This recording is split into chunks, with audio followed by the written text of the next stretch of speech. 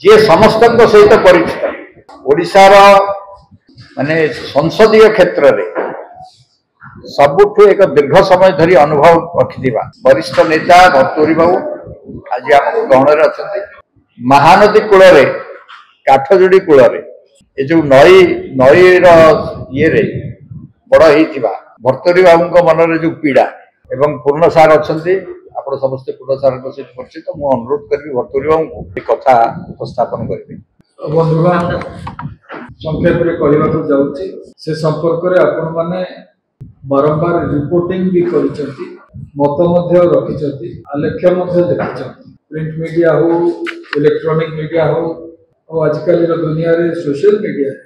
ओडिशा रे जल कष्ट केते उत्कट है प्रत्येक दिन खबर कागज रे हो कि टेलीविजन रे हो ताको हाइलाइट करने मोर आपण गोटे विगत 15-20 दिन भितर प्रकाशित संपूर्ण खबर गुड़ी को एकाठी कर गोटे पेज से प्रकाश कर वायरल करते देखला मु चेष्टा कली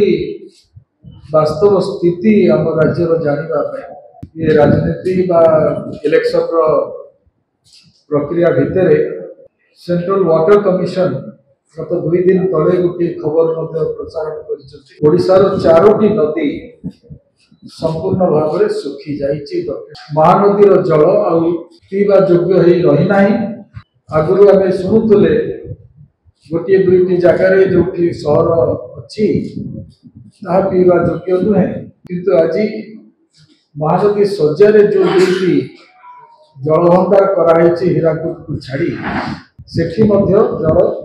स्तर एते मात्रा रे कमी जाइए एपर्यंत वैशाख मास आरंभ है 5-7 दिन बाकी अच्छे आसंता रविवार ठू संक्रांति आसो वैशाख मास आरंभ ये गोटे बड़ प्रश्न ओडिया हिसाब से ओडिशावासी हिसाब से जल उपर अधिकार प्रथम क्या कौन पर जल व्यवहार हम आम समस्त जानती प्राथमिकता हूँ पानीय जल द्वितीय प्राथमिकता हूँ जमी को जल तृतीय प्राथमिकता हुए तो सरकार निर्धारण करें शिल्प को जल कि दुखर सहित कहि आज शिल्प जिते प्राधान्य दि जाए शिल्प जल व्यवहार हो at the cost of people's interest farmers interest प्रति बारंबार दृष्टि आकर्षण करा प्रति ध्यान दिशा पानीय जलर से कह 2टी भाग में विचार करें गोटे हूँ पानीय जल प्रधानमंत्री भारतीय जनता पार्टी एनडीए सरकार हर घर नल जल योजना तो विगत 5 वर्ष भितर 10,000 रु ऊर्ध्व कोटी टंका प्रदान कर केंद्र सरकार इट्स ए 50-50 प्रोजेक्ट 50 भाग केंद्र सरकार सी अनुसार 50 भाग राज्य सरकार ऑडिट रिपोर्ट सीएजी आ भितर देइचंती मात्र 824 कोटी टंका ओडिशा सरकार खर्च करि पारि 10,000 कोटी 5 वर्ष रे केंद्र सरकार अलॉट करथिबा 824 कोटी टंका केवल राज्य सरकार खर्च करि पारि ये होची ड्रिंक फ्रॉम टैप योजना प्रत्येक घरे पीवा जलर उपलब्धता ये होची हमर राज्य सरकार उपलब्धि जाको नहीं शासक दल जाऊँगी जो जो जगह कटक भली जिले में महानदी कटक मध्य गति कर पाखे खंडपड़ा ए पाखे बड़मा नरसिंह गोटे पाखे बांकी ए पाखे आठगड़ ए पाखे बारग ए पाखे कटक और तापर सहजे सदर अंचल देखी महानदी काठगड़ कुआखाई हूँ स्थिति महानदी उभय पार्श्व बसवास कर कटक जिलावासी पानीय जल वंचित होती महानदी को आम माँ बोली संबोधन कर महानदीर सुरक्षा आमर संकल्प बोली घोषणा करते। राजनैतिक स्तर में मोर विश्वास प्रत्येक ओडिशावासी से सामिल भी होते, किंतु आम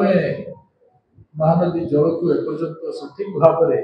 लोकों व्यवहार उपयोगी कर जल भंडार सम परिमाण निर्माण नदी शଯ୍ୟାରେ कले ना, जहाँफल आज ये उत्कट स्थिति सृष्टि होती। मौलिक प्रश्नटी हूँ आम केवल छत्र बांटला भाया अर्थ विनिर्भर करवा ना कौन दीर्घमियादी योजन से अर्थ को खर्च अर्थर अभाव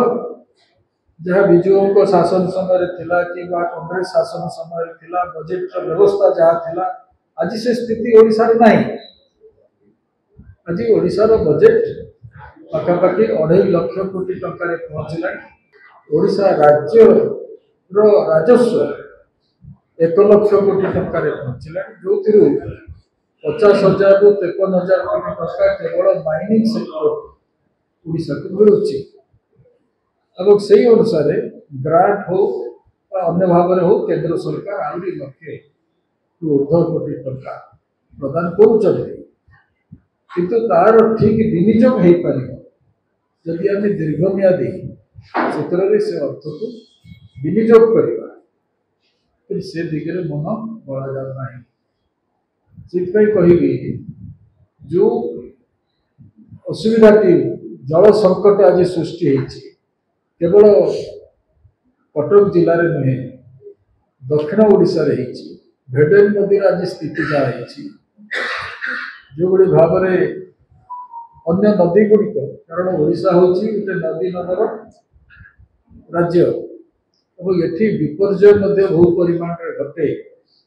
से दृष्टि जिते बड़े आपण मैंने खबर प्रकाश कले जे कलेरा व्यापिला संबलपुर अंचल कटक रे जंडिस है सब कथा कौन सूचई दूसरी शासन ठीक ढंग से कार्य करूना। अर्बन एरिया गोटे तथ्य मुझे देवी जे 27 भाग अप्रोक्सीमेट 24 लाख परिवार ग्रामांचल do not have access to clean water, drinking water. से बोली in urban areas 31% of families clean drinking water पाऊ नाहती ओडिशा urban areas 31%। ताले हमें कौन करूचंती ये जो अर्थ आसुची अर्थ विनियोग करूचंती कौन होची कौन ये होची गोटे बड़ समस्या। ये समस्या राजनीतिर घनघटा भितर अंततः लोकों पाखे पहुँचू आपण मान जरिया